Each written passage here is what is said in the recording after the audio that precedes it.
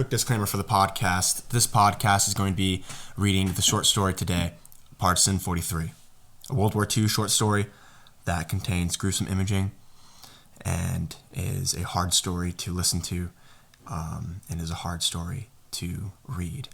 So, disclaimer on this podcast.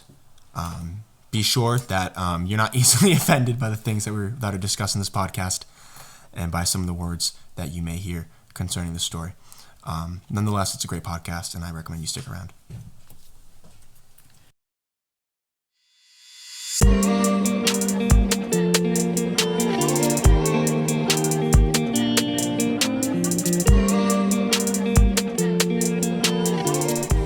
Hey, what's going on, guys? This is a Tactical Den Malachi James podcast 002. This is our second episode after the introduction episode that I made a couple days ago.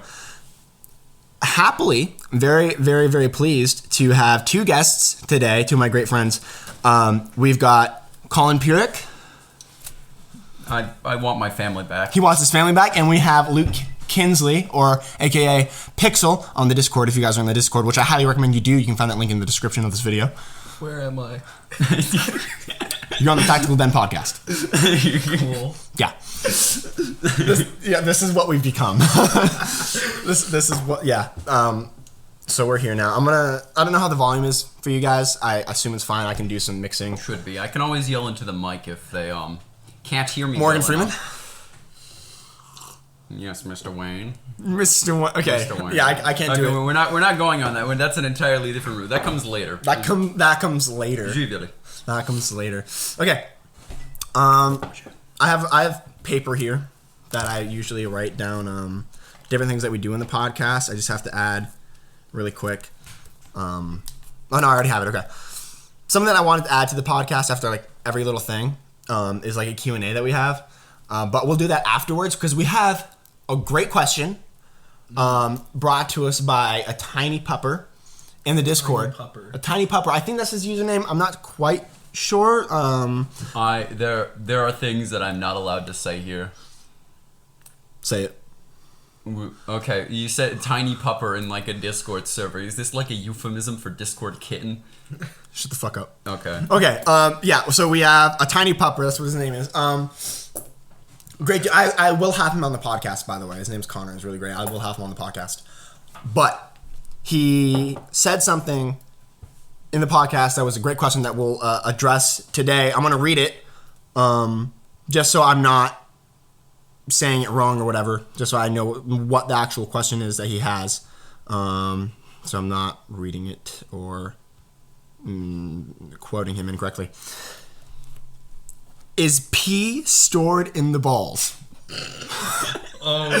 I think we are all men allegedly here. I think we can safely answer this question. Not yet, guys. You will never know. Okay, we'll never know until the end of the podcast when we have the Q&A. We have a Q&A. Mm-hmm. He was just saying. I was just saying. You don't listen. Are you drunk, dude? You're not supposed to be drunk yet. I'm not. Look at the sheet. Okay. look at yeah. The people have no context here. Good. Right? It's like 15:40 right now. You shouldn't be drunk. Okay. I've had 3 shots. Shut the fuck up.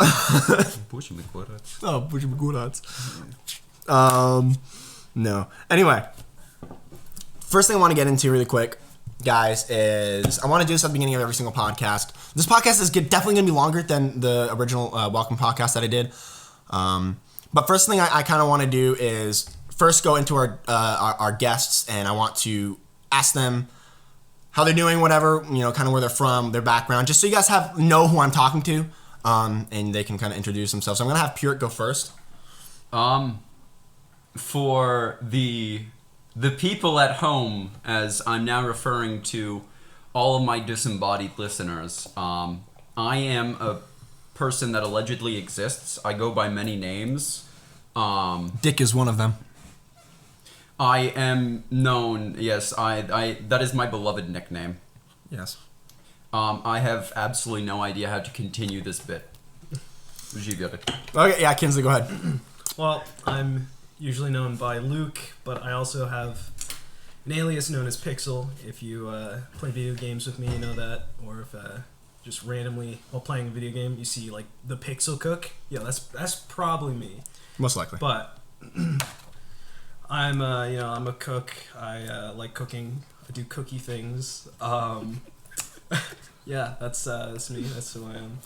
The context and the I sense uncomfortableness. No, not uncomfortableness. Only you have context for why that's funny. Oh, that's true. I was not prepared to do this. That's true. Yeah, no one was. I feel like we need this jingle where we can like play the Breaking Bad like just theme. At that we don't have the money for that. We don't have the money for it. 2, we would get copyright striked immediately. That's why we don't have the money for that.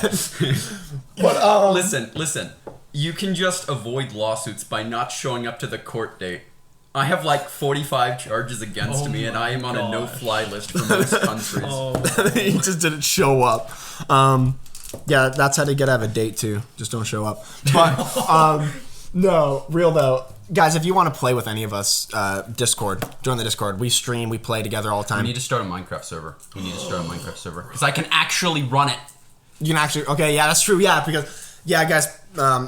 Colin's been having a lot of trouble with his internet, and so finally getting to his internet, he can finally do stuff now. Yeah, that's awesome. Yeah, it's cool. I get to bully people on Minecraft Online now. Yeah, right. But yeah, so getting into the meat and potatoes of the podcast. I like meat and potatoes. Yeah, I know you do. I wanted to have a quote at the beginning of every podcast, a historical quote. If you guys want to see great quotes, go ahead and look at the quote in the Discord. We have a little sub channel that's quotes. You go ahead and look at that. Those are all the quotes that we've made. They're really great and hilarious. Check them out. But the quote that we're using today, and we're going to discuss, I'd like to discuss a little bit of a quote every podcast when I have guests on. And when it's just personally just me and when I'm doing a podcast, I'll read a quote and I'll talk to you guys about it. And it'll be really awesome. But today's quote is this: 2 armies that fight each other is like one large army that commits suicide. I'm going to have Puric pronounce that dude's name because it's French. Henri Barbusse, 1916. Okay. Thank you, my son Himi, for granting me the ability to speak this forbidden tongue. At least you don't speak Italian. So. Thankfully. Yeah. Here we go. So, this is a World War I quote, obviously, 1916. Yeah, this is 1916. So this is like the height of like I don't know if it's the height of Verdun, Somme, somewhere around there. I need to catch up on my World War I history that isn't the Isonzo front and the Balkans. Mm-hmm. Yeah. I think it's okay. So, what do you guys take that as? What do you guys think? I'd assume this is just like a generally, I mean, given the context of World War I, it's understandable that like some kind of, it's generally just like an anti-war quote, like, or something like that. Because generally the only thing that is achieved out of the end, especially I think in the context of World War I in particular, no one really achieved anything. They went out, they killed each other, they died. That was kind of it. That is the gist of World War I. Yeah. Yeah, definitely. Yeah. What do you think, Kinsley? Yeah. I mean, when you look at those like grand scale battles of people like rushing from trenches at each other, just like into a firefight, and that happening on both sides. Yeah, of course. Just, what were you charging for? I mean, both sides just lost so many men. Yeah. And for what? Yeah, no, 10 feet of soil. Yeah. Yeah. Yes, a spectacular victory. We gained a meter of ground. Yo. But like, I think France in particular, like, of the larger powers, they got hit pretty hard. I think they lost like 15% of their entire like male population. Yeah. Still not as bad as Serbia, which lost like 60. Yeah. And again, guys, by no means, we're not an anti-war thing. We're tactical den. We are military kind of guys, okay? The reason why we bring up these quotes that are so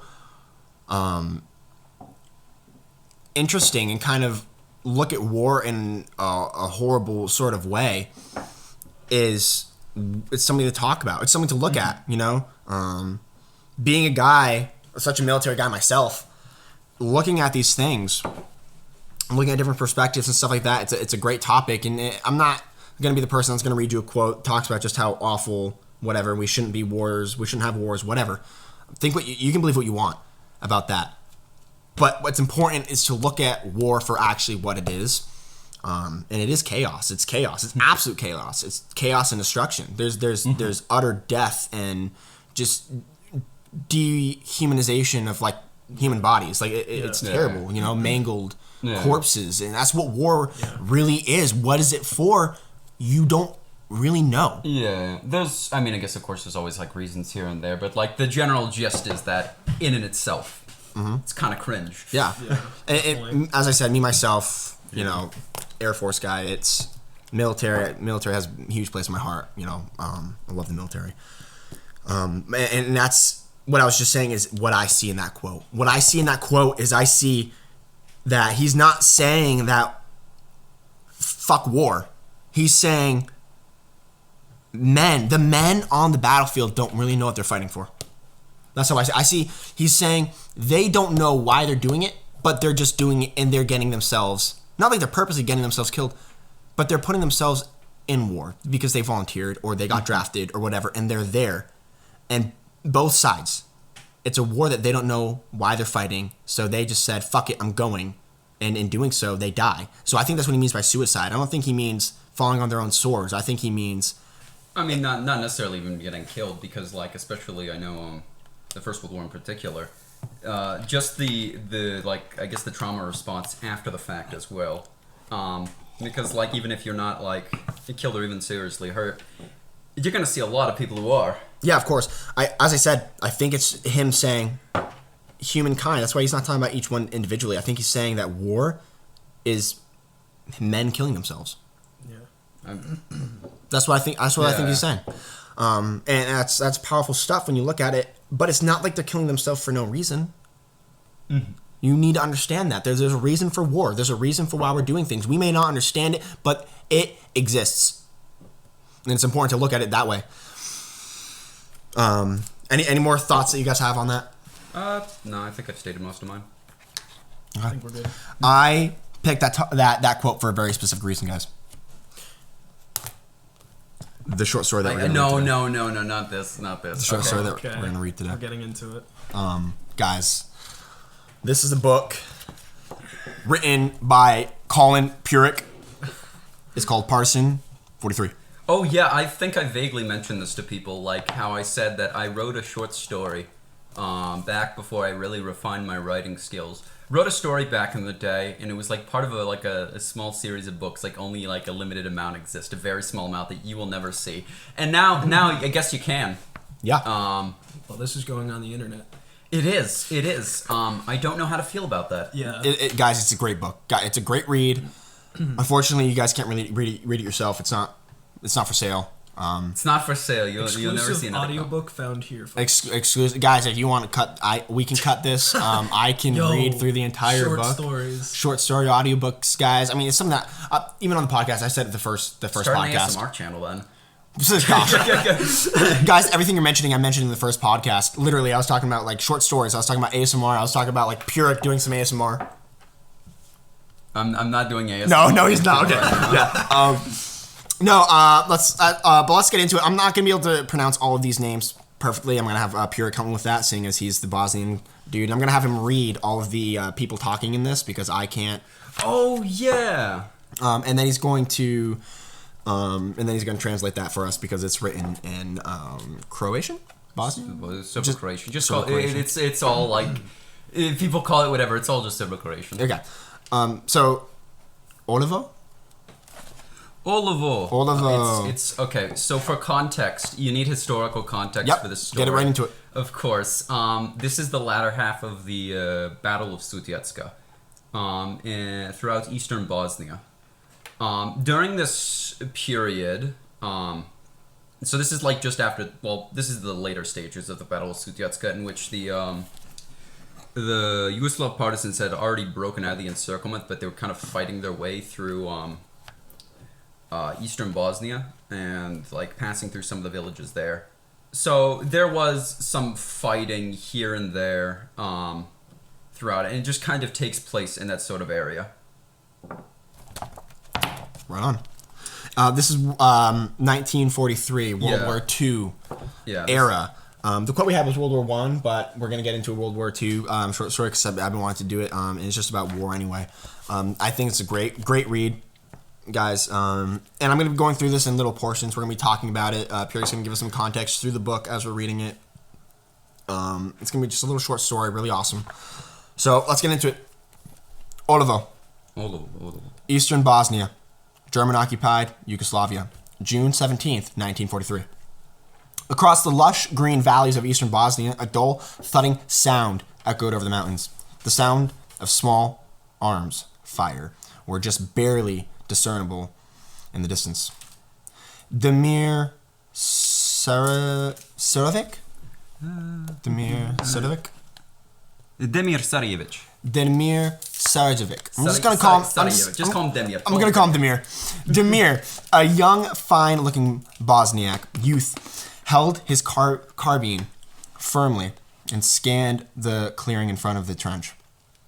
He lit a cigarette and kept watch for any more partisans attempting to flank Olovo. The bodies of friends and foe alike spread around the hillside attested the heavy fighting earlier that day.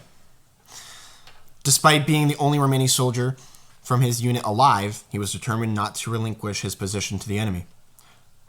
Suddenly, he heard the sounds of submachine gun off to his right. He quickly dropped into the trench and crept through it towards the noise. He saw the brownish-colored uniform of one of Tito's partisans and slid the bolt on his rifle. Unfortunately, the partisan had heard it, and he swung around to face his attacker. Demir only needed to fire his rifle once and hit the partisan, but the sound had alerted the dead man's comrades. He was able to take out 3 of them with his carbine before he ran out of ammunition. As he rushed to reload it, the 4th partisan rushed at him. He felt as if a horse had kicked him in the shoulder, and he temporarily lost his feeling there. The partisan jumped into Demir's trench just as Demir slid the bolt. A shot rang out, and the partisan fell on the ground, dead. Demir collapsed to the ground, nearly blacking out from the pain, and clutched his shoulder. Shakily pulled out the cigarette and lit it, and he attempted to bandage his wound. Yeah, so essentially what's happening here is Demir is a member, he starts off as a member of the Zeleni Kadir, which was in essence a sort of the Bosnian militia units, given the nature of the World War II in Yugoslavia and the absolute chaotic nature, especially with like all the different factions in it. At any different point of time, he could either find himself at conflict with the Chetniks, the Germans, the Ustaše, or even the partisans. Moving forward. After an hour of listening to the enemy, or for the enemy, my bad, and tending to his wounds, Demir soon looked over at the dead Titoist? Titoist? Yeah, Titoist. Titoist, lying a meter away. He slowly turned the body over, revealing a shot clean through the chest. The partisan was dead instantly. As he looted the dead man's pockets, he felt a tinge of remorse, but soon waved that feeling away. Not only had this man tried to kill him, but he was nothing more than a filthy Marxist, an enemy of the Bosniak peoples. So what happened to Demir? Did he how did he get hurt? How did he get hurt? He got shot, remember? Okay. Yeah, I'm looking. I didn't quite catch that. Yeah, I like how you used a metaphor as like a horse kicking a shoulder before he got shot. Okay, so I just thought like it rushed him and then he slapped him or something with the butt of his rifle. No, he shot him. Okay, I didn't quite catch that. All right. I'm gonna finish this next paragraph. And we're going to take a break. And then we're going to move forward with this short story because I want to really focus on this. I really want to get into the depth and to the meat of this book. Yeah, so we're going to finish this next paragraph real quick, and then we're going to take a quick break. Going through the partisan's items, he found a small notebook in an enclosed pocket on the inside of the man's uniform. He opened it, and several small sketches of what was inside was indeed the Bosnian's countryside. One was Sarajevo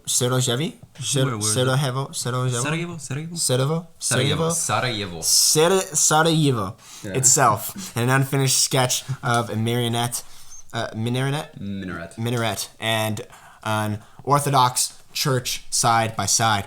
The sketch was still wet with drying blood. Demir was unseemingly fazed, and normally he would feel disgust when seeing that church of the Orthodox oppressed of the Bosniak Muslims. But here, he derived an almost peaceful feeling from the picture. For once, the sight of blood seemed to affect him, and he quickly tucked the notebook away. The last item in the man's possessions was a small photograph. Let's take a break. All right.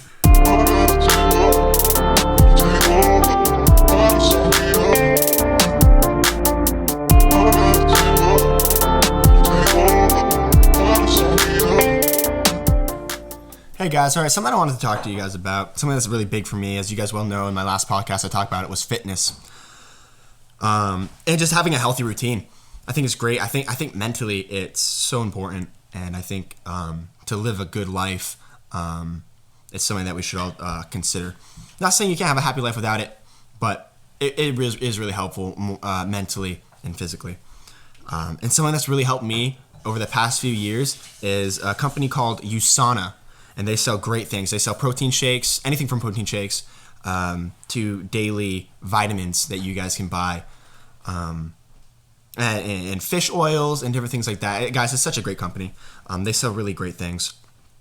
Something that I like to take every day is the Cell Essentials, packed with vitamins, packed with everything I need. Every morning, there's packages. They come in packages. You know, everyone has multiple different vitamins in it. You just open that up and you chug it down with some water every single day, and it gets me started, guys. It's really great. And after my runs, after every single time I work out, I drink one of their protein shakes. They have anything from vanilla to birthday cake flavor. Guys, if you want to get your kids into eating more healthy, it's a meal replacement and a protein shake. The birthday cake one is great for them. I prefer the chocolate. The chocolate one tastes delicious, and you mix it with the strawberry, get some strawberry chocolate going. Right on, guys. It tastes really great. So I'd go for that, guys. I'd get some, pair that up with the Biomega, guys. Really, really, really awesome, guys. That's going to help you in every way. 20 grams of protein, and it's really great. So yeah, guys, go for that. And if you guys want any more information, go on to the website. That's created2b.usana.com. That's created with a 2, the number 2, and then lowercase b dot usana, USANA.com. I want them to let me just see my family again. Check it out, guys. And we're back, guys. All right, going back to the book. Yeah. From the photograph, he observed a rather attractive girl who was named Admira. I don't know how he got that name. It was probably like written on the fucking thing. He felt a pang of regret as he read the back of the portrait. Oh, that's fine. Found out that it was the man's fiancée. He left the body as it was and sat back against the wall of the trench. He now felt remorse, as this man and the ones that he had slain earlier weren't just the monsters that the German fascists told them to be. I used a lot of big words. Yeah, you did. Demir then sprang from his spot and felt the man's pulse, hoping for a sign of life. He had no such luck. He sat down again and clenched the man's journal. He noticed the name on the inside of it. Where is it? Bakir. Bakir Hadjic. A distinctly Bosniak name. Demir had killed one of his own people. Shit. I know. Let's real quick. I want to some context. Yeah, I want to talk about this. There's some context as to this. One of two things is that after the Battle of Sudjetska, there were some notably Bosnian units that fought with the partisans. I think one of the most notable ones was the 15th. I don't know if it was the Majevic. It was either brigade or division that fought at Sudjetska. They got lumped in with the 7th Division, and they had a rough go at it.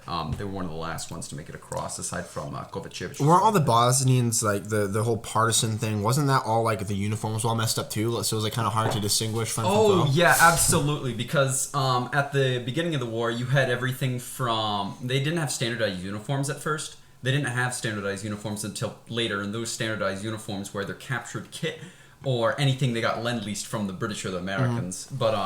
Before that, they're either wearing old Royal Yugoslav Army uniforms, any uniforms they can capture, or just homemade stuff. Essentially anything they can get their hands on. Right, of course. Yeah, and another thing I wanted to say here was this Demir then sprang from the spot and tried to feel for the dude's pulse. He just realized he just killed someone. And he is maybe he's still alive. I think this entire scene is 2 points of inspiration. One of which is, I remember. I think it was from All Quiet on the Western Front. Yep, All Quiet on the Western. That's actually based on a book that a German. Wrote. I read the book. I read the book back in back in like 7th or 8th. Well, they're coming out with a new movie. We should watch it. And then stoked. we should watch that together. We should see that. We'll do a podcast on it. I think we should totally do that. Because I remember the one scene in that movie was the one where he killed a French soldier in that that shell hole. Oh yeah, the shell hole. Yeah. Okay, yeah. So yeah, in the shell hole, he basically stabbed some Frenchmen, because the Frenchman just either got in the hole, the shell hole with him, or was already there. But he climbs in, and of course his first instinct is to stab him, because he's the enemy after all. Eventually, the man eventually bleeds out. I think he maybe even chokes on his own blood and just dies like that after a while. But eventually he's dead, and I guess you could call it the protagonist of the story. Forget what his name is. Goes through his Daniel. No, it's not Daniel. All Quiet on the Western Front. It was something it began with a D. Yeah, it was. It wasn't Dietrich. I'm trying to think of any German names I know with D. But I'm not sure. Yeah, you have to look that up. All I remember is that he went through his stuff and in it, I think he found some photos. Oh yeah, sorry. It was Paul. Oh yeah, it was Paul. Fucking Paul. I knew it was some weird ass American sounding name. Yeah, a lot of German names sound surprisingly similar. I mean, to be fair, they are. People listening to the podcast just had a fucking aneurysm when I said David or Daniel, whatever. They Yeah. had a fucking aneurysm. The protagonist of All Quiet on the Western Front, his name was Daniel. You're welcome. Daniel. Roll credits.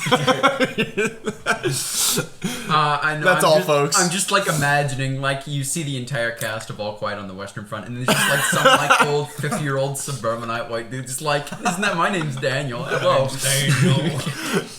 Alright, enough mocking. Yeah. Move forward. Basically, Oh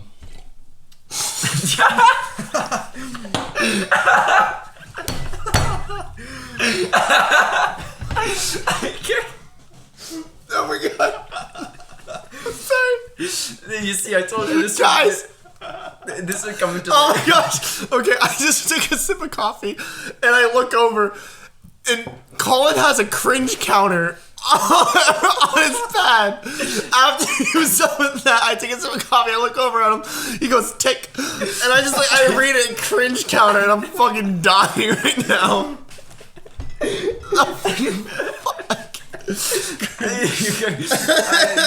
I knew the comedic value was there, but I was just waiting for someone to notice. But guys, by the way, he's at 6 for the cringe counter. I am.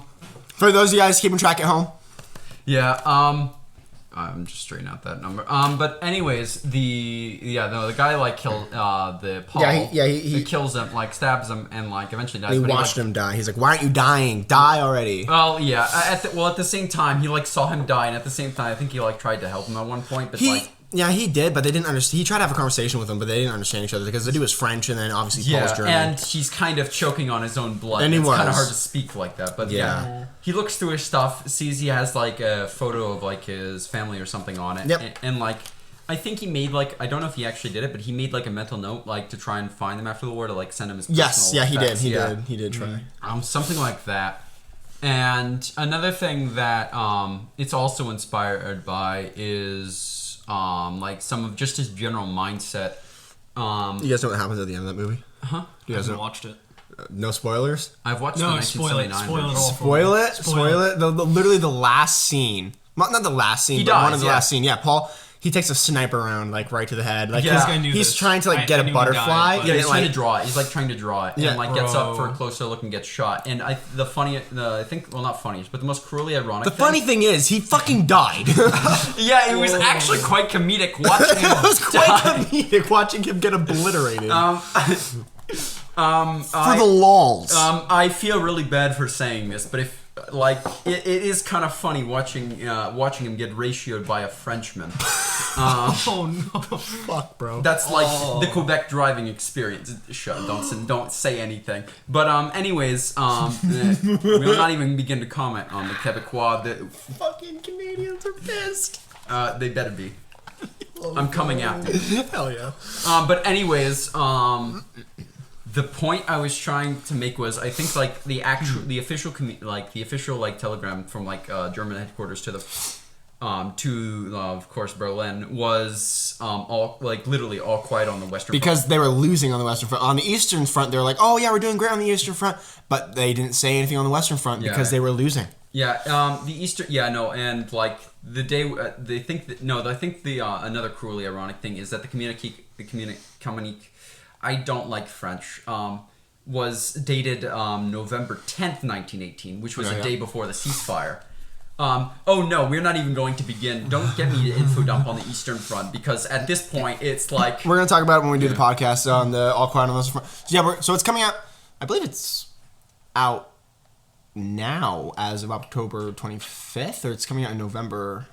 Or like, no, wait, it was October 28th or something. That it was like something like that. Yeah. We're gonna get together and we're gonna watch it, and then we're gonna do another podcast going over everything. We're gonna talk about like the guy that wrote the actual book. We're gonna talk about what it was. We're gonna talk about like the original movie that they made, which was black and white, which is very important. Just one quick thing before you begin again. Just one quick thing before we begin is another thing that his experience is kind of based the Demir's experience is based off of. Is the Zenica Partisan Detachment. And that was a partisan unit formed earlier in the war in like 1941, 1942, and it saw some service in like eastern Bosnia at the time. Mm-hmm. Of course, it wasn't in this area, but it went back to, I think it was around Smith-Tolby, a hill overlooking Zenica, around my father's hometown. And essentially what happened was a bunch of like, I don't know if it was like some Italian or German agents, like infiltrated the unit, convinced some of the members to switch sides under the guise that the other members were like some kind of like foreign agents or something like that, and they promptly did so and massacred a significant portion of the unit, ironically enough, well, cruelly ironic again, within sight of my father's home village. Bruh. Like, yeah. That's a bro moment. It is.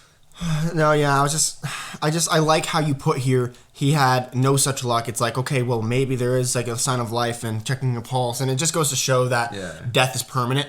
You can't do anything about it. And I think that speaks. That speaks loads. Before I get into the next paragraph, anything you want to add to this, Luke? Well, I mean, going back to when he had to shoot the first guy. The hesitancy there, young soldiers. Well, it turns out that he made the wrong call.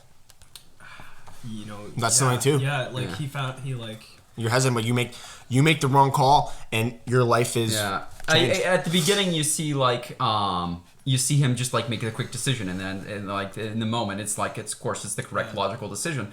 But then you go through it afterwards, and even if it is the correct decision, there's a consequence of it. Yeah, most definitely. Yeah, that's life. A young soldier, in the heat of battle, it kind of becomes, it becomes survival. Yeah. And you have to make decisions. Yeah. I'm sitting here thinking through like an entire analysis of that entire psychology, but I'm not going to go into that now. But we see in that moment that person that he shot, that was a human. Like a person just like him that had a family, had a fiance or girlfriend, a wife. Yeah, it humanizes the opposing sex. Yeah, exactly. And, Germany, one of the things is that regardless of the side, dehumanizing the whatever enemy is easy, but like you're unable to understand their motives for what they do and like what they do, regardless of who it is. But if you dehumanize them, you kind of view them as monsters, and you're not really able to actually comprehend what they did, why they did it, and the actual reasoning behind everything. Yeah, it's personal at that point. Yeah. So yeah, once you're able to deconstruct this and like analyze it in like sort of a way, then it's better to understand.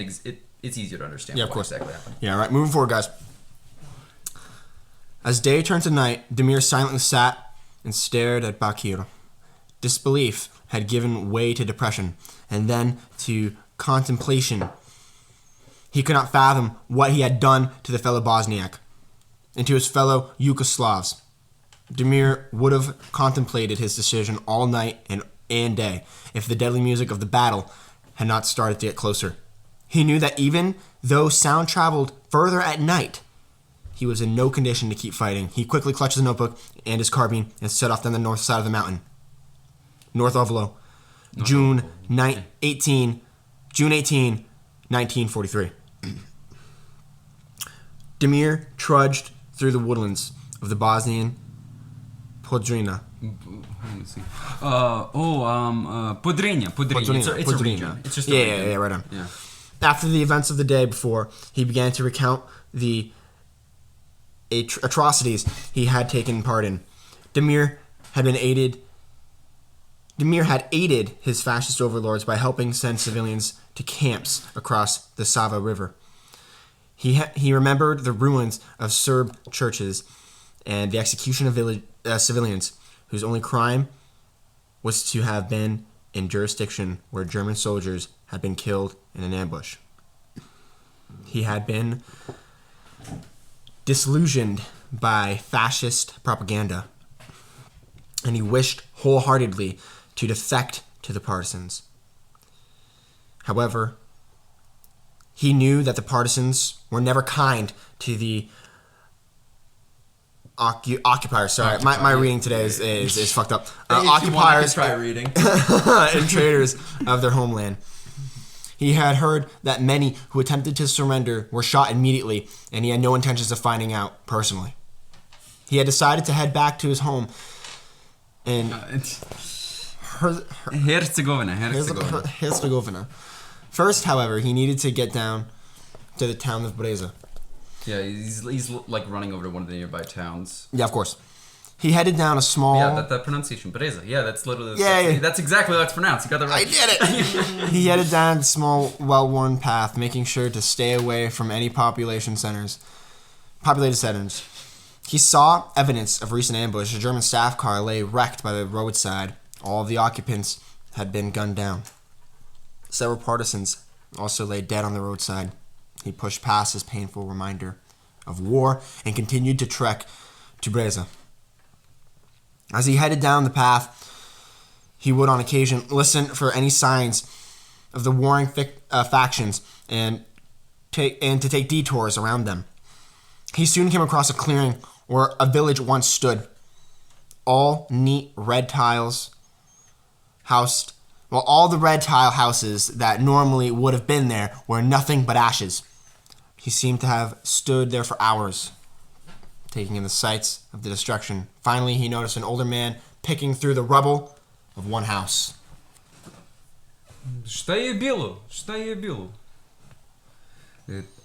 Njemci su spalili to mjesto. Ali zašto? Ne znam. Mislili su da muslimani ovdje surađuju s partizanima. Gdje su i poslali. Ne znam.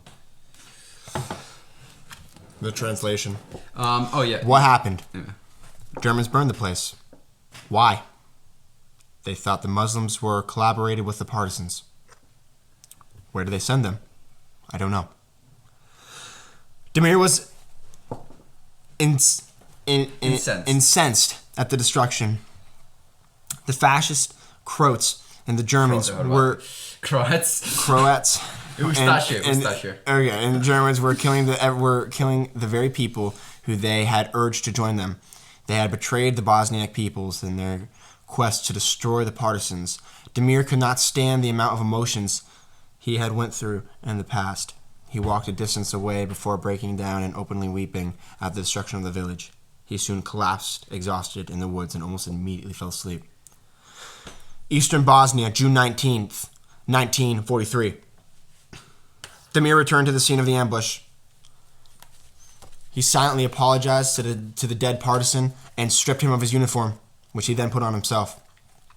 Grasping his newly equipped Mosin Nagant, he began his walk Lend-Lease is one hell of a drug. Yeah, right? I don't know why I did Mosin there, because I thought it looked cooler. But, like, in like, true retrospect, he would have they probably would have been armed with either Carcanos, Italian Carcanos, or German Carnady-8s. And if he had truly been in that moment, he probably would have taken like a Luger or a Walter P08 off like. Yes, but Mosin looks cooler, so we're gonna roll with it. Yeah, it's a Mosin. He began his walk to join the partisan brethren. He had only walked a few hours when new sounds appeared. German airplanes were flying overhead. He stood and looked up at them. Unfortunately, he had forgotten that those planes were no longer friendly. He put on a partisan uniform. So I want to say this is Damir might not be the smartest protagonist I've ever. No. Like I tried to add reason to my protagonist, but Damir is a special case because he decides to go to Herzegovina. Damir's special, which is much further south of there. He has to walk a long way to even get there. He went to Breza. Yeah. He went west. I mean, I guess it's like a familiar town he knows to go through, but like, why is he going to Breza if like it's occupied? Well, you wrote him, so I mean, I know I wrote him. I mean, this is your character. And then he like puts on a uniform and like, I mean, to be fair, he's walking through the woods. This is a move that you'd make. Anyway, as he stared upwards, he noticed the familiar diving patterns of the Stukas, only to realize that one of them had peeled off towards him. Fuck, no. He was paralyzed with fear. He was paralyzed with fear as the howling scream of the aircraft sirens blared. He nearly collapsed, but was able to throw himself in a ditch just as the bomb whistled through the air towards him. Bro. The explosion left him deafened and concussed. Everything felt clouded. His ears were ringing. He was, however, able to hear the sound of machine gun fires as the Stuka emptied its ammunition into the woods. Damir drove into the ditch again as bullets whizzed around him. Bro, that's insane though. Yeah, I write a very I like writing very descriptive. Yeah, of course. Yeah. After this, I don't want you to read it on this. I mean, I'm less embarrassed of it, but I have to show you some other works I've written. I have improved. We're gonna bring it on find one they want to bring on the podcast. We'll do it because this is something I want to do. I want to read. Luke has a good short story. I want to read his at some point as well. I think that'd be great. Mine isn't as deep. If any of the political girls are listening, I am deeply sorry. You should have done like the Morgan Freeman in the microphone. No one here will understand. But they know exactly the fic I'm writing. Yeah, they might. No, they do because I told them. Not this one. Different one. All right, moving forward.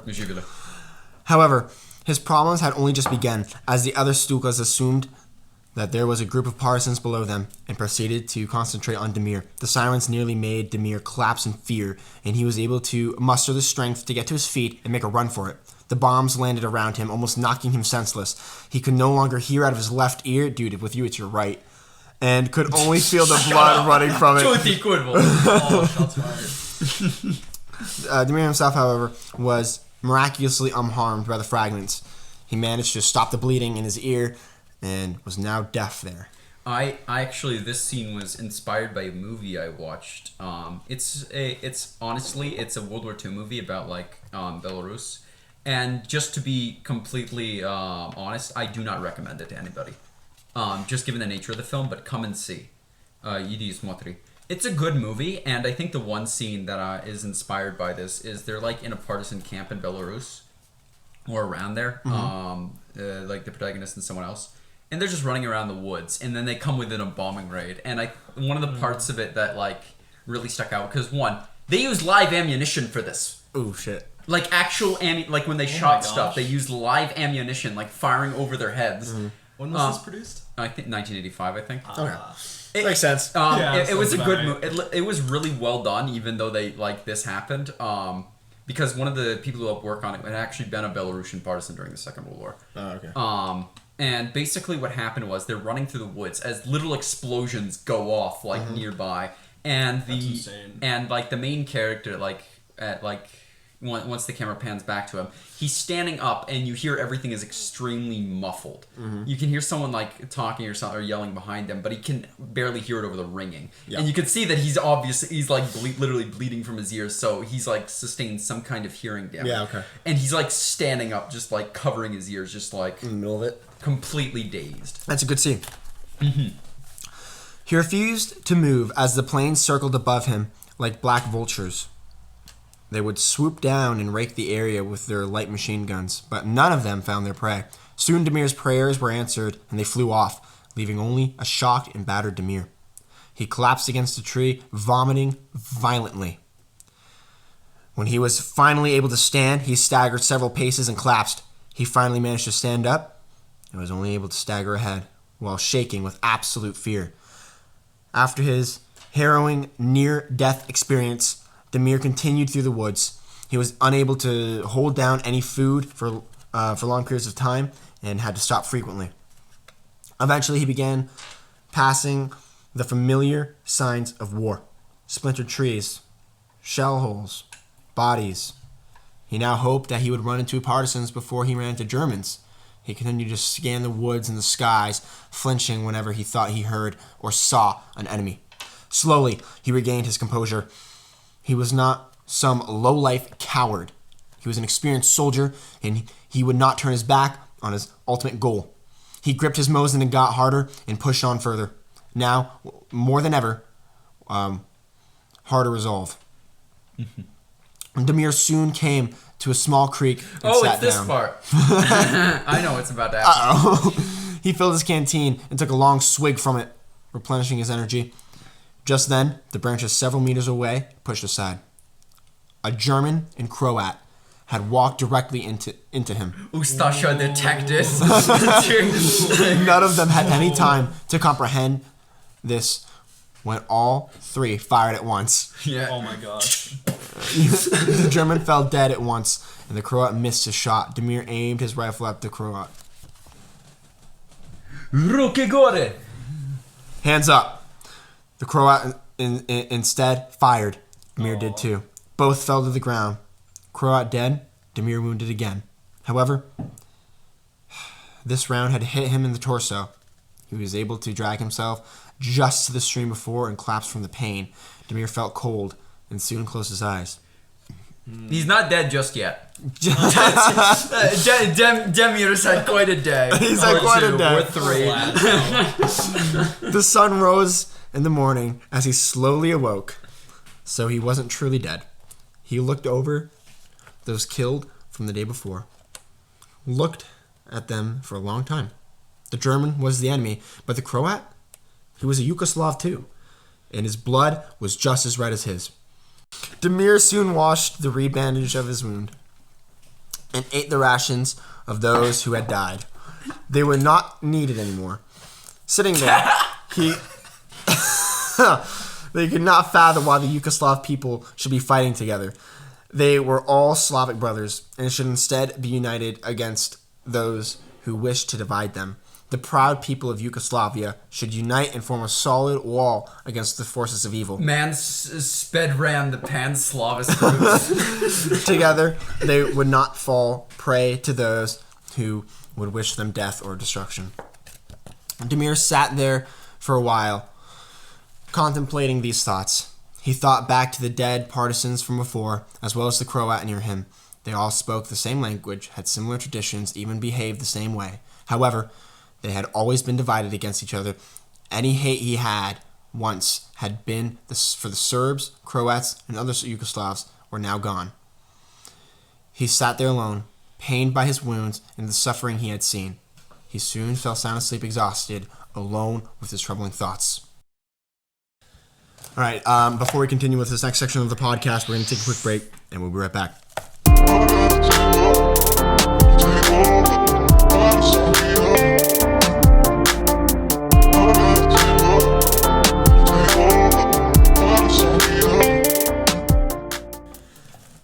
Demir had no idea how long he had slept. He was awoken by the sound of familiar thudding. He sat up quickly, listened intently. Slowly, it started to get closer. Unwilling to remain in the path of his coming storm, he picked up his rifle and limped his way east. The pain in his side grew steadily worse, and he had to frequently stop and rest. However, he was getting closer to the fighting. He could hear individual rifle fire, not too far away. He knew the partisans were there. With this thought, he found new strength and continued on. Just as Demir came to the top of a hill, he heard voices. He slowly crept towards them. Down the other side of the hill was a trench, occupied by several people. He couldn't distinguish what language they were speaking. Then suddenly one of them spotted him. "Hands up!" one of them shouted. Demir decided to take a chance on who he was facing. "Don't shoot! I'm a partisan. I got lost from my unit." For a second or two, there was silence. "Where are you from?" Demir called, Where is it? Herzegovina. Demir called back. Another second passed in. Silence. "We are too. You must be from our brigade," came the reply. Relieved, Demir made his way down towards them. He set his rifle down into a trench and jumped into it. He hit the ground and fell over from the pain. Once again, he blacked out and collapsed. When Demir awoke, it was now later in the day. His wounds had been redressed, and a cup of Rakia. sat beside him. Oh, yeah. You're finally awake. You're finally Skyrim vibes. Said a partisan, looking a few years older than Demir, and was sitting opposite from him. Demir nodded and sat up, wincing in pain. The partisan handed him his rakia and sat back down. Yes, the self-insert, Nikola Puric. Nikola Puric, said Nikola. Demir Sereyevich. Demir Sereyevich, said Demir, before Nikola could say anything else. Two others showed up, and the company officers and another partisan. He's finally awake. The officer said. Demir nodded. You can just read the subtitles. Yeah, okay. "You can still carry a rifle?" Demir nodded once more. The officer nodded in approval. "Then if the fascists attack, we'll need you up in fighting." Demir saluted the officer, and the officer returned the salute and walked away. Aren't you not supposed to? You're not supposed to salute in combat zone. Is that a thing? Yeah, you don't salute. Yeah, you don't. Yeah, salute not in combat necessarily. zone. Although I guess they're not in combat just yet, but like, it's like a situation report. Sometimes I guess it's not necessarily required, but it's like a courtesy. I guess. Well, I didn't know about World War II, but I know you're not supposed to salute in combat zone. Yeah. I guess here it was just kind of like a courtesy. Okay. Because like the officer shows up and everything, and you're like, I want to be respectful to him. Yeah. I Okay. guess. By now, the rest of the unit learned he was awake and came to see him. In the unit, he met Jovan. Where's my boy Jovan? Jovan Drinovic. I'm just gonna point a out middle-aged names, and I'll try Serbian to- man who enjoyed drinking rakia Rakia. and played his accordion. Milos Savic, a proud I made Montenegrin. Montenegrin, who had fought with the famous Sava Kovacevic. My mom. Where? At Sutjeska. And even before. Denitsa Mirkic. Yeah, I'm just gonna use the first names for these guys. Denica. Who originally joined as a medic, but switched to a combat role after her brother had been killed by the Germans at Neretva. There was Safet, a Bosniak who had joined only 3 months before, as well as a stern, disciplined captain. Let me see what his name is. Where is it? Sturjan? Serjan. Yeah, this is Serjan. Petrovic. Along you actually got that one right. Yeah, I know. Yeah, Petrovic. It was the loyal lieutenant of... Where's the captain? Slobodan Markovic. That After the Demir. Wait. No, just formalities. Formalities. Demir went with Milosh and Nikola to guard the flank of the trench. Demir and Nikola kept watch as Milosh loaded the machine gun belt. Yeah. Greece is nice this time of year, but I've heard it's occupied by the fascists, Nikola remarked. I remember this conversation. You're crazy. Morkic replied. Demir chuckled and kept watch for the enemy. Just then, Slobodan came running up to them. Yeah, running up to them. Listen, The trio I'm turned not the towards best them. at like actual grammar when it comes to writing. I can describe things in really well detail, but like the grammar is. Yeah, get ready. The fascists are coming. He ordered. Can't we head back? Milosh requested. No, there's nothing between us and where the wounded are stationed. Milosh cursed silently. Of course we will defend here, Nikola declared. Demir, Nikola, and Milosh stood up straight and saluted. Slobodan returned in salute and hurried off. The three took up their weapons and peered down the hill. Milosh and Demir were silent, and Demir could faintly hear Nikola whisper an Orthodox prayer to himself as he loaded his MG. That. The sun began to step below the horizon. Just as shapes became discernible not too far down the hill. Demir gripped his rifle, took aim at where the shapes were. The only sound he could hear was his breathing, and then the sounds of people moving. I feel that. From down the line, a shot rang out. Then, with a shout, an entire company began firing. That's always something in combat that is always kind of like goosebumps in a way. Yeah. You take one shot, and you know after you take that shot, all hell's gonna fucking break loose. Yeah. That's something that I think we all have experienced. Yeah, with airsoft especially. Yes. Think back to the Revolutionary War, you know. Shot heard across the world. Ooh. I think it's about gunshots. Stop what you do in the bathroom.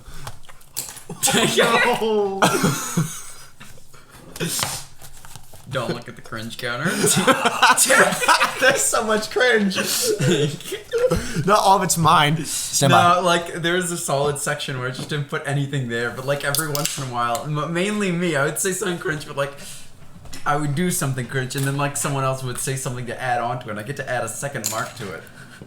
That's fucked. No, I get it. Alright, moving forward. Yep.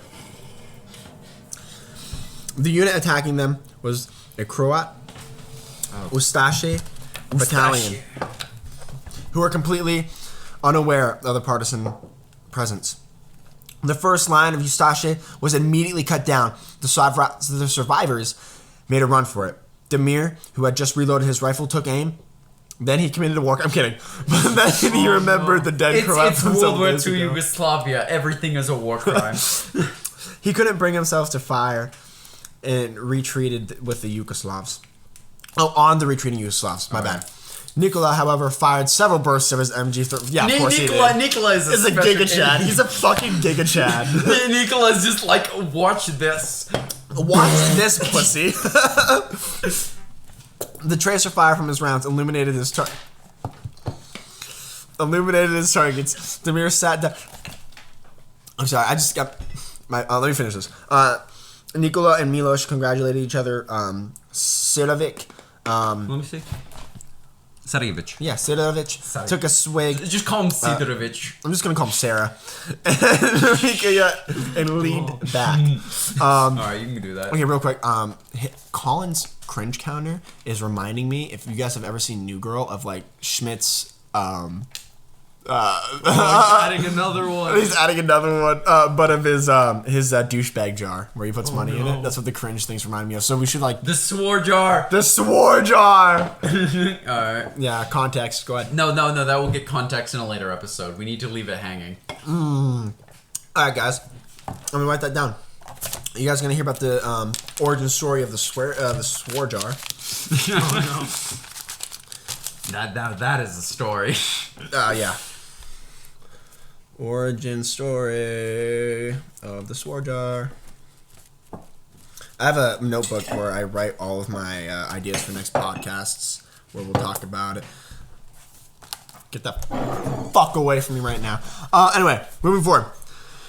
Unfortunately, Demir would not get... He just put a dime in the Sword Jar. Unfortunately, Demir would not get time to rest. From down the hill came a shout and another wave of fascists. This time, Germans attacked towards them. It was growing steadily darker and harder to see his targets. He soon began firing at enemy muzzle flashes, or just into the dark at random, hoping to score a hit. That's something that his eyesight's shit, like me. like me. Voice crack. No, that's something that when it comes to combat, a lot of times people aren't gonna refer to their targets as people or anything like that. They purposely refer to them as targets. And then again, he's like, it's night. Like even especially I think at night, like it's hard to even discern. Mm-hmm. Like normally, like during the daytime, like you'll be able to see them, and you might think of them as targets. But like after we're like, oh yeah, that was a person. But at night, it's even harder.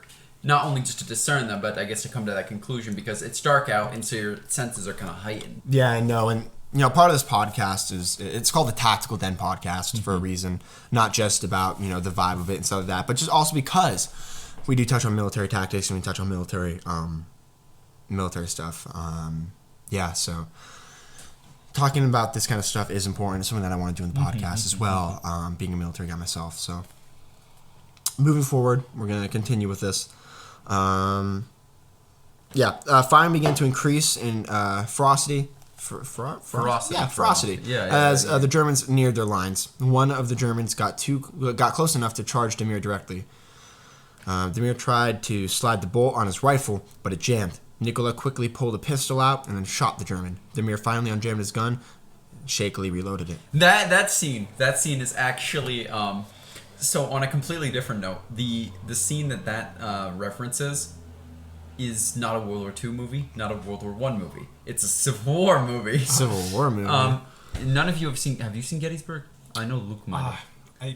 No, unfortunately. Have you been? I have actually visited Gettysburg. Am I not the person? I visited the spot that it actually happened at. A Little Round Top in the movie Gettysburg. Chamberlain of the 20th Maine on like Little Round Top was like there. He's like trying to reload his pistol or something, and some guy some Confederate was like running up to him with a rifle, and even like I think his brother Tom was like reloading as well because he didn't have any ammo as well. And then two other guys from the 20th Maine shot the guy for him and like saved him. But like, I remember I actually went to that place. So just a little sidetrack here. Your one. I had a relative on that side on the maternal side of the family. I actually visited the spot they got hit and died. Oh no! I think the funniest part is in the movie Gettysburg, you can actually hear a quote from I think it was Colonel Strong Vincent, or like Vincent Strong, I forget whichever way it goes. Where he said, "Oh, you hear that Reb artillery overshooting? Yes, the Confederate artillery was overshooting Little Round Top, and it hit a relative of mine while he was guarding the wagon trains behind it, and he died a day later at Cemetery Ridge. Ironically enough, he died instantly a day later. But I got to see Gettysburg on the back of a Deuce. Damn, I got in a Vietnam. But like in Vietnam. Oh, was that at the Pennsylvania thing? Yeah. I went to. How am I the only person that hasn't been to Gettysburg? Wait, when did you go? Like, what time of day? It was like evening. I just got done doing drill. It hits differently during the evening. Yeah. No, because like I remember like reading about it, and I was thinking like, oh yeah, these like it's a lot bigger than it actually was, and I'll hear about like, oh yeah, there was a massive. The field. The field's big. Yeah, but at like some the area like Pickett's Charge was actually big. But you go to the area like the Peach Orchard, Devil's Den, and you see how like fucking small it is, and like you'll hear about like a bunch of divisions. Yeah, there's some small portions, and there's like one big portion where like cars drive around it and they look at it. Because you're thinking like maybe Devil's Den is like this really wide range of boulders. No, it's just like a small area, and they're all fighting through that. Yeah, it is. Yeah. But continue. After what seemed like a lifetime of a firefight, the Germans retreated back down the hill. Demir only fired a single round after them before he dropped his rifle It missed. And was shaking too much to pick it up. Nikola picked up his rifle and handed it to him. Are you okay? Nikola questioned. He nodded. Nikola gave him a pat on the back and handed him his canteen, his heart pounding. He took a quick chug from it and handed it back. Nikola slapped him on the back and went back to his MG. From his left, Demir heard shouting. Milos went to check it out. Nikola and Demir waited anxiously. Finally, Milos returned. Safet was with him. Yeah, Safet. Serjan was dead. Serjan. Demir stood there quietly. Nikola took his hat off at the news. They were, however, unable to mourn the loss of their captain before the Germans began attacking again. Bro. Yeah, this is one thing that I think is definitely universal. Is like, you'll like this unit particularly because once Demir arrives, he's kind of new to it, of course, but all these people beforehand were like really close and generally close. They got to know each other. They fought together through the war, and then you just like, hear, oh yeah, your officer's just fucking dead, and you're just like, there's not really much to do but continue. I think it's important here to note. And guys, we're almost through this. We got like a couple paragraphs left. I think it's really important to really take in all of this. I'm going to read this last sentence here of this paragraph, and I'm going to say a few words. Safet rested his rifle on the edge of the trench and took aim. Are you fighting here? Demir asked. It's safer here. I think it's important to understand what not necessarily Pyrrhic is what he's going for here. Where is it? But what it actually kind of says to me. He just got to like look at the entire picture, guys. He found a partisan uniform after he killed the partisan, took the uniform, and then went and found a partisan unit, a unit that he was never fucking part of. Made friends with them really quickly. And the way that Pyrrhic wrote this is a way where you don't get attached to the people in the story because Demir wasn't attached to the people in the story because he couldn't have been. He just met them. Yeah. There was a respect, and you can see that, a mutual respect for one another, but he just came from the opposite side of the war. Yeah.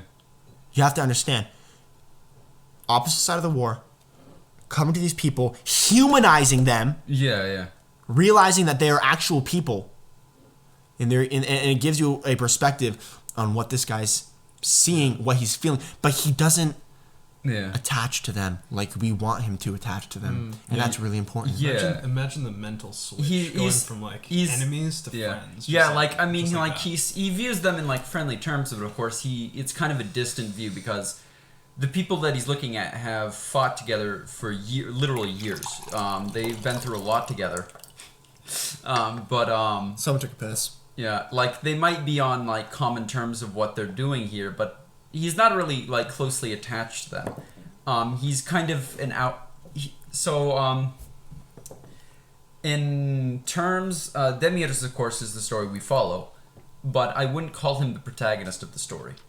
The company is. And he's more of an outside observer, observing like the close bond that they have together and what they've been through. Yeah. And he's just kind of observing it for a bit, and just like generally observing their mannerisms. And I mean, of course, the people there, they're kind of like, I think it's unofficial, but they kind of look at him a bit. They're kind of a bit odd because like they don't recognize him from their unit. Yeah, of course. Like their brigade, but like. If he's willing to fight with them, they'll take him in anyways. And there's a mutual respect, but like there's still like some kind of barrier there. And I think I unintentionally did this because I didn't actually think of this when I was writing it. Like there was that sort of like a little bit of divide. No, what do you mean? That doesn't go on there. When I wrote it, I'm adding something to the cringe. When I wrote it, yeah. Okay. Hold on. Okay. Yeah. Sorry. Muy inglés. Shoot it! Stay over, говно! Okay. I turned like Eastern European. Stay over, говно! No, but yeah, no. Looking at. Yeah. I think that's one of the few things I did well, even if unintentionally in this story, is I looked at a lot of dynamics between the people. Yeah, in my short story that I'll get to on this podcast, I'll probably do on my own time because no one wants to hear my shit. No, we'll hear it. I just don't think I'm sober enough. I mean, you can go through it, but I'm gonna sitting here just like. Well, I'll read it in a different podcast then with you guys. Oh, all right. We can go over it then. But I intentionally did that. I made it so the people that you are attached to in the war, you don't understand it the way that the antagonist understands it. Yeah. The attachment that you have to people is sacred. And when it comes to the military, it's the closest bond of people that will ever exist. Especially in combat. Yeah, so this is a completely different side note, if that's okay. Yeah, go ahead. And it's about the other thing I'm writing, the story about Stalingrad. Actually, if you want to touch on that after we're done with this book, you can talk about it. Oh, absolutely. I'd be. I actually have some excerpts if you want me to read them. Yes, go ahead. We'll do that right after we're done with this short story. Go ahead. And yeah, we can touch on that because hey, we're still good on time. I said 2 hours on this podcast. What are we at? We're at 72 minutes, 73 minutes right now. Oh fucking hell, we have plenty of time. Yeah. As you good. Moving forward though, I just real quick. Are you fighting here? It's safer here. That's something where I looked at and you can read into it all you want, but the fact that it's the context of it, guys. Yeah. Their leader just died. Yeah. Just died. And he's looking at this person that was just fighting hardcore. And he came and gave them the news that, by the way, our captain just died. And this is Safet, by the way, that came over and told them that, hey, by the way, our captain's dead. And then he joined the trio. And Demir looks at him and says, are you fighting here?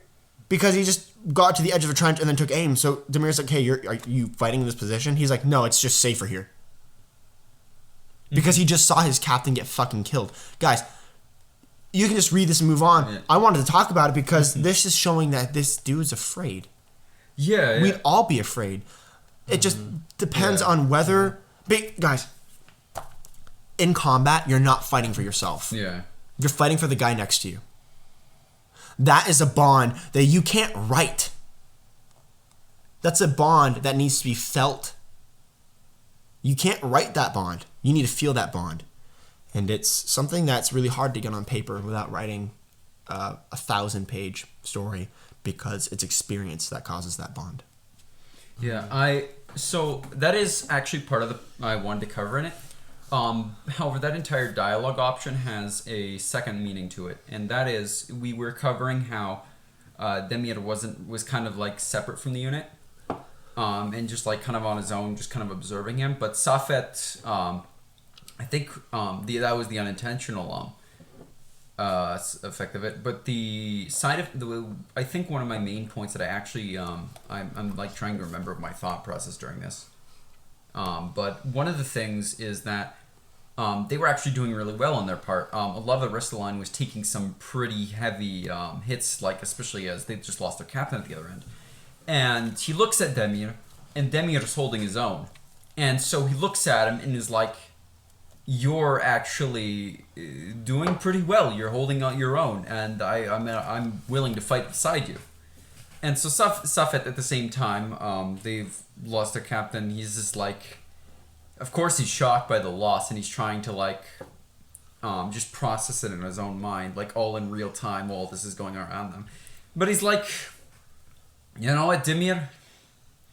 Yeah, Biga, I'll fight and die beside you if I need to. Mm-hmm. So there's multiple dynamics going on here. Yeah, of course. But you may continue. Moving forward, the squad took up their weapons and began firing as fast as they could. Safet and Demir furiously worked the bolts of their rifles and fired round after round. I'm going to stop right there real quick. yeah, as soon as you move into this next paragraph, you can see exactly what another intention of that little bit is. As also he's saying, not only is he scared, but Safet is saying, you guys are doing well. Exactly what Pyrrhic was just saying. You guys are holding your own. It's safer for me to be with you guys. Yeah. They have better cohesion as a unit. Yeah. Yeah, so that's something that comes to light. You can look at it many different ways. There's a lot of feelings that are going on. Yeah, I guess it was completely unintentional when analyzing this, and any analyses might not be exactly what I intended, but I welcome them. Analyze this however you wish, because nowadays, while, I mean, of course, I'm kind of embarrassed because the shitty writing and everything, but like, I welcome that, analyzing it from multiple perspectives to get a better idea of the story. Yeah, yes, of course. Yeah. Soon they couldn't touch their barrels from how hot they had become. The several German machine guns opened fire from the flank. Nicola turned his MG and fired wildly at them. Both sides fired determinedly. The flashes of gunfire lit up the night.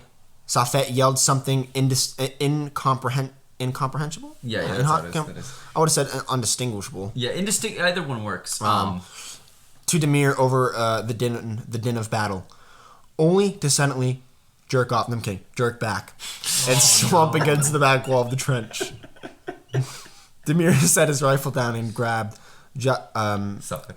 Yeah, Safet. Safet didn't move. You had his last name here, and it's just hard to pronounce.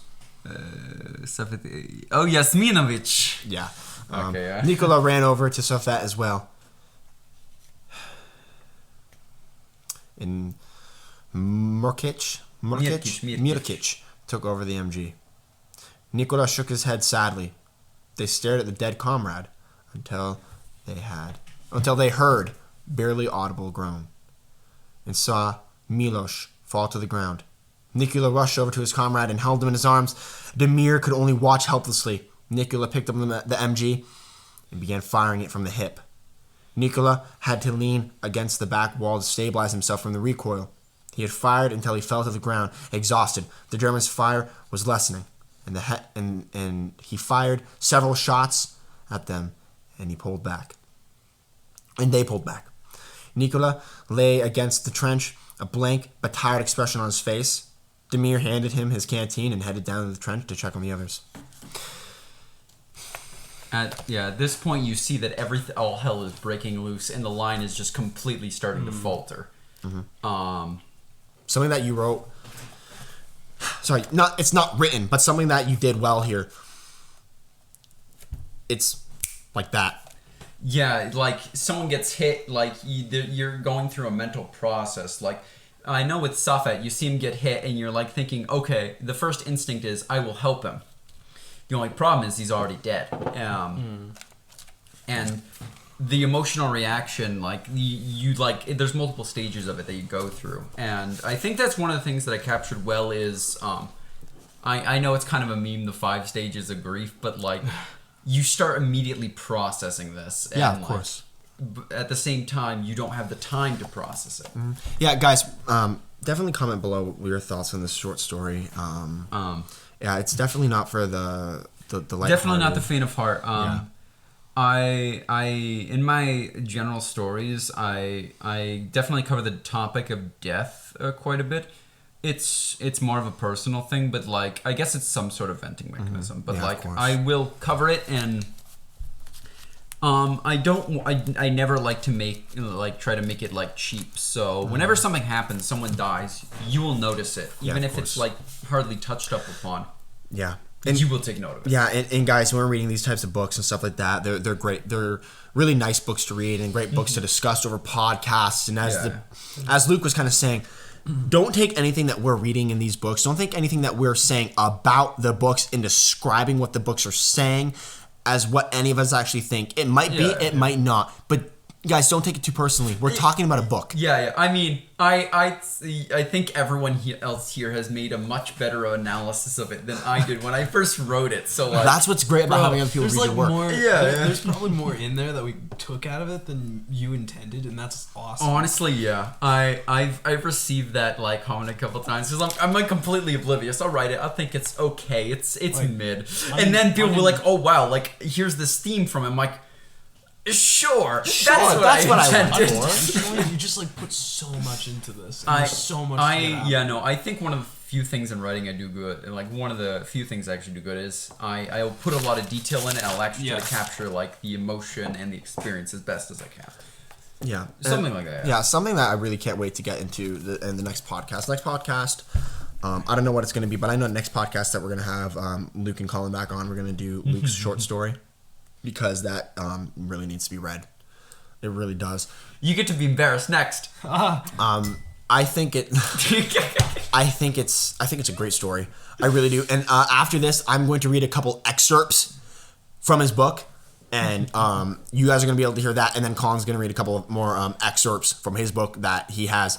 And then these are just things to look forward to. Some little tastes of some of the stuff that's to come in these next coming podcasts that I think you guys are really going to enjoy.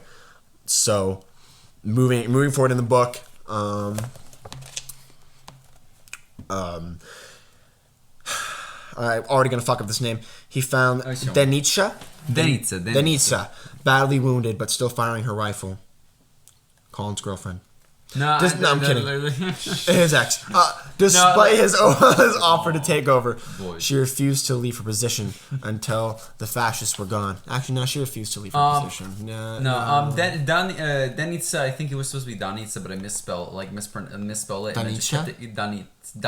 but I spelled it Danica. Okay, I'll just pronounce it Danica. Yeah. This is a. Danica was of course a person. It wasn't actually based on anyone in particular. Danica is more of a representation of the women who fought in the partisans, because during the Second World War, the partisans actually had some of the highest participation of women in their armed forces. That being, by the end of the war, 1 in 6. To the point where they, in order to embarrass us all, they not only fought harder, but they sustained more casualties in combat. They were also a lot more sexy than the guys. Oh yeah, no, we. So there was some baby makeup. Partizanke. Okay. Okay. He moved on and they found. They can pull off the uniforms way better. Okay, bet. Actually, no, my fiance is rocking her one of her partisan uniforms that. We need to. Okay, you need to. Okay, you know, I have a titovka that it's Anna needs. I promised Anna to give it to her, but like she can try it on if you want, just to show you. Oh, she'd love it. Context: Anna is Colin's girlfriend. Yeah. So just so you guys we're not talking about random fucking people here. Yeah. Anyway, he moved on and found Slobodan reloading his MP40, sexy gun. It is a very. I think the funniest meme is like a lot of people like. I think the most cursed images I've ever seen were from the Battle of Stalingrad, where there's just a German soldier holding like a PPSH-41 that he captured, and then there's like some Soviet soldier with like an MP40, just like. MP40s are nice. If they are. They're so cool. Though. They have an airsoft gas bullet like MP40. I know they do. MG13. $400 though. Are cool. Wait, $400 for an airsoft gas blowback MP40. Yeah, the MP40 in general is a really nice gun because although one drawback is it's really fucking heavy, and but the second one is that the recoil. Non-existent. It's beautiful. I love open bolt machine guns. Anyway, with the last few rounds that he had, just as determined to hold his position in the ground where his commander had fallen. Just then, a short but loud whistling sound came overhead. Okay, real quick, that's incorrect. Bullets that are close crack? No, they zip. They zip. Is that a whistling from? Wait a minute. Is the whistling from the bullet or for something else? Oh yeah! See, you reached that point. Oh no! I'm correct on this point. I see one word right here is mortars. No. And even then, and actually, a mortar being fired off sounds like a car door. I've actually heard. That's why I should have short whistling. I have actually heard World War II mortar fire. I've heard like the different artillery fire, and it's like a. It's not like a. It's a. Yeah, it's a. Because the thing is the way regular artillery works is you have field howitzers which fire like more of like a direct angle of fire. You have howitzers which kind of have this really big arc, and you'll hear those coming like way off. I actually watched this in like I think it was some documentary, but they mentioned in World War I how you'd hear like the heavy artillery coming a ways off. You'd have time to run for it. No, I read this and I was like, wait, no, they don't want bullets zip when they're That's really not close. a bullet. I realized when I heard that, you're like, no, bullets zip when I'm bullets zip when they come that's by. not a bullet. That's not a fucking bullet. That's a high caliber round right there. Overhead mortars. He had just time to react before. By the way, I'm sorry for slapping the table. I don't know how you guys heard that. My apologies. Whistling. Before the rounds were right on top of him, the trench shook and dirt flew everywhere. Demir was thrown forward and fell unconscious onto the ground. He awoke dizzy, nauseous, and stunned. All he heard was ringing and explosions somewhere down the line. Demir stumbled back, trying to find Nicola. He tripped over an object and hit the ground again, which did not aid his throbbing headache. He fell down and found he felt down. Okay, he felt down. Shut up. I know my English isn't good. He felt his dick and found that he had tripped over a smashed accordion. And its owner, who had so fondly played it only hours before. What a Giga Chad to be playing an accordion in the fucking war zone. Milos, I think, was the one who was playing the accordion. Like, again, it's war. He needs there's always like the one musician or whatever. I thought you weren't supposed to shoot the musicians. You're not, but to be fair, he's. I mean, if the musicians this is World War II, in which case you're right. Yeah. The honor agreement is don't shoot the musician. I guess while they're playing. Wasn't there agreement to not shoot medics? We know how well that went. Yeah, that worked well. That worked well. Sad, man. Oh yeah, but you may continue. Finding Denisha in the shut the fuck up. I would have pronounced how I want. I'm kidding. Denisha in the same position she had bravely held. Oh.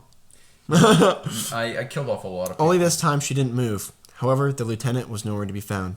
Demir finally found seemingly lifeless Nicola, who got down and felt a weak but detectable pulse. He shook Nicola awake and doused him with water to wake him. Wake up, samurai! We got a city first! Nicola looked at him, just as shaken as he was. The two stared at each other for several minutes, then kissed. No, until voices Plot could be twist, heard. It turns into a love story. Yeah, getting near Germans. Yes. For a love story, a combat zone. Guys, my next book. Nicola and Demir, they explored each other's bodies. Imagine the title Love on the front lines. Cutting that, Nicola reached for his gun. The end. No. Okay, sorry. Nicola reached for his gun, but Demir held him back. Go, Demir told him, and pointed to the woods to the rear. Nicholas stood and stared. He pointed again and took the MG from Nicola. Nicola looked at him, saluted, and ran off towards the woods. Several rounds were fired at Nicola. But Demir took focus off of them by firing several bursts from his gun. The gunfire seemed to come at him from everywhere. He hoped Nicola had gotten away, but kept firing to suppress the Germans just in case. Then the gun made a click. He was out of ammo. Big sad. Demir dropped it and climbed out of the trench. He made a dash for the woods as fast as he could. The sky was brightening as the stars faded away and the sun rose. He saw his home in Konjic. And the beautiful rolling hills and the lush countryside of Bosnia, as well as many cozy Syrian villages of the area. He stumbled, but kept on running. It was a new day. He kept on running through the woods, dirty and ragged, but still alive. He hoped to gulp down the water from his canteen. The sun was rising, and he needed to keep going to lose any Germans who might be following him. But from behind him, a single distant shot rang out. It was a ways away, but still close enough to make him get his head down. Nicola turned to take a quick glance behind him, and then continued running on his way to rejoin the partisans. I think that is probably the greatest transition I've ever written. Surprisingly enough, out of a story I'm kind of embarrassed about writing in the first place. But essentially, you see Demir, like I've kind of visualized this, where Demir's running back, the camera kind of like pans over to like some like illusionary image, and then it's snap back to reality, and you realize that it's not Demir, it's Kolya who made it out. It's Nicola who made it out, not Demir. Yeah. Demir completed his arc, and didn't make it out. I guess it was a fitting end, but it doesn't make it any more of a. It doesn't make it any more easy, I guess, to read. I remember distinctly when I read this entire thing, and everyone was just kind of silent at the end. I know like a lot of people like put like a lot of meaning into theirs. Mine was less of like, I mean, there was a general overarching theme, like bratstvo и jedinstvo, stuff like that. But there was always these underlying tones. I put multiple layers into the story. Yeah, of course. Definitely. Yeah. Quickly, I want you to read just this ending portion of the book. I'll read it.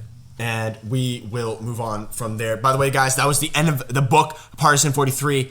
And this is a small portion of the book at the bottom of the page that Colin's going to read for us right now. This is the excerpt on the Viechna Vatra, which is the eternal flame which still currently burns in Sarajevo. It has been burning since 1946, and ever since then, even despite the war in the 90s.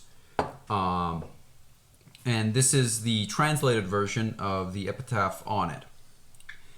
With courage and the jointly spilled blood of the fighters of the Bosnian Herzegovinian, Croatian, Montenegrin, and Serbian brigades of the glorious Yugoslav National Army, with the joint efforts and sacrifices of Sarajevan patriots, Serbs, Muslims, and Croats, on the 6th of April 1945, Sarajevo, the capital city of the People's Republic of Bosnia and Herzegovina, was liberated.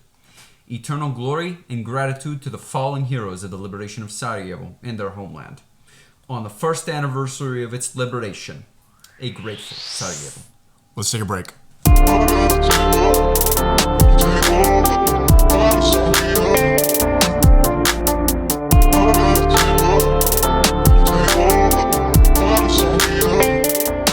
Welcome back, guys.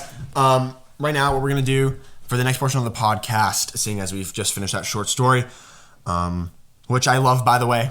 I thought that was really great. I don't know about you guys. Guys, comment about it below. Ask questions about it. We'll answer it in the next podcast, of course.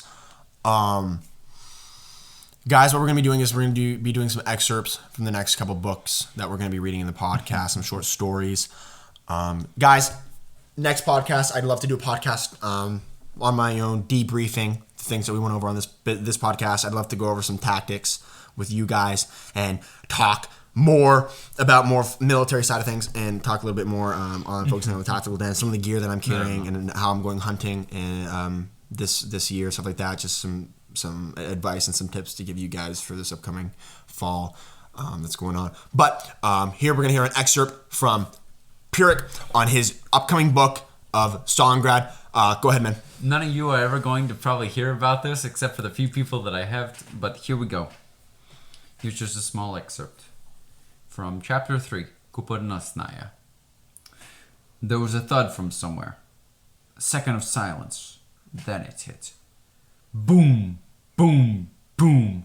Several large explosions reverberated around their building, shaking their minds and bodies as dirt and debris flew through the windows. Carefully uncovering their concussed heads, they all looked up. "Are you all right, comrades?" Yes, we're alive and intact," Ilya replied, helping Yosif up from the floor. Looking around, several large craters lined the street, while the entire upper floor of the house next to them was completely gone. Emerging from the smoke, almost like a phantom, came a lone figure. Coming into view was a man in Red Army uniform, covered in blood, dirt, and only God knows what else. Comrade Anatoly! What's the situation from the front? Iona called out to him. He said nothing, as he shuffled forward towards the building. When he neared, they could observe the blank stare in place of his usual optimistic composure. His entire right arm appeared as if someone had chewed on it and spit him out. Dried blood staining a line from his ears. He looked up at them and collapsed to his knees in front of the building. That there was an excerpt from Colin's new book that he's writing. What's the name? I haven't actually decided on a name. I'm guessing I'm just calling it Stalingrad. Stalingrad. Right on, dude. That is beautiful, descriptive, and I cannot wait to read that book.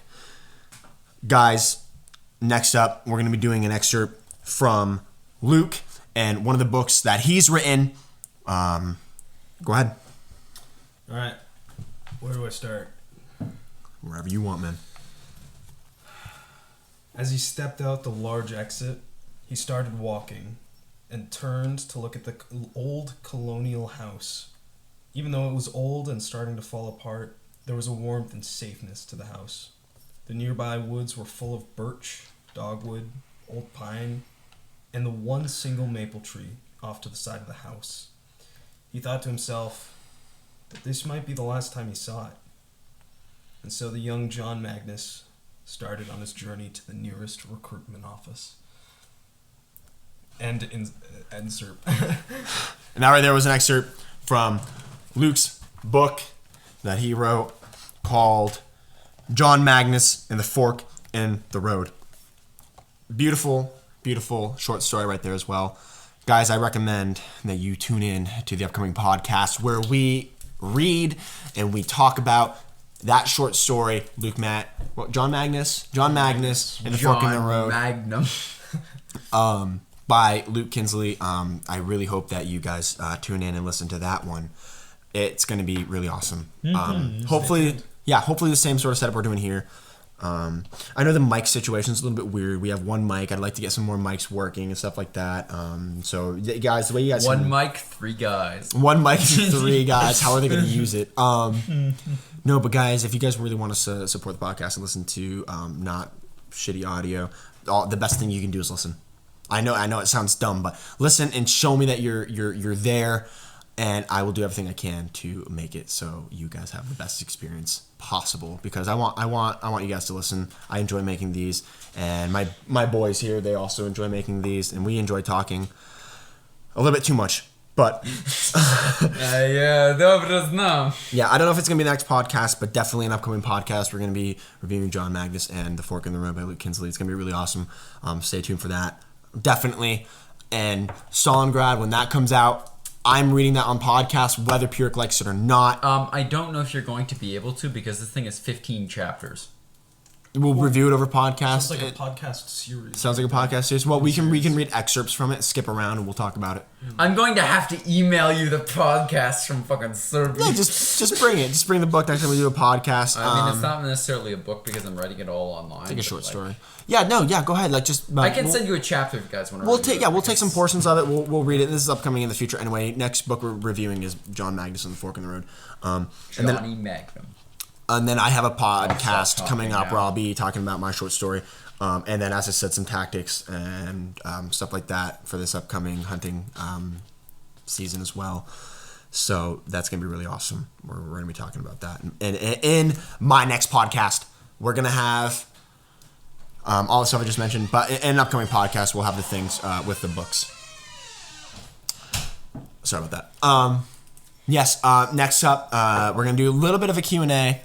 I already have the question premised. Questions? Where is P stored? Is P stored in the balls? Is this the one question we've gotten? This is the one question, and it's the most important question of them all. But yes, the all-time question is pee stored in the balls. Guys. Oh my gosh. No, we have to be logical about this. We have to think, why would this question even arise? I'm going to look it up scientifically. Why Hold on. Would this question arise? Okay. Definitely, maybe. I think everyone knows what the real answer is, but what do you think the answer is? Scientifically. Scientifically. So hypothetically. Is pee stored in the balls? No. But. Okay, where is pee stored?